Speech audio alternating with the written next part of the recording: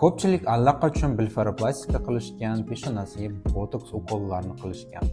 Bu oddiy narsaga aylanib qolgan. Keyingi jarayon bu peshonani tepaga qaray tortish va qoshlarni tepaga qaray tortish. Buni endoskopik yo'l bilan qilinadi, ya'ni kichkina soch orasida teshik orqali qilinadi. Va shu oqibatida bu operatsiyadan keyin yuz anchagina o'zgaradi, ya'ni tabiiy yo'l bilan inson yasharadi.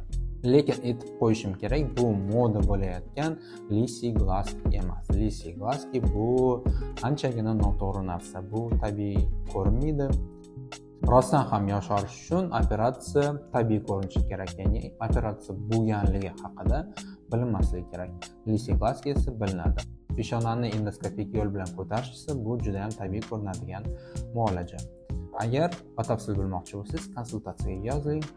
Biz sizni savollaringizga javob berishga tayyormiz. E'tiboringiz uchun rahmat.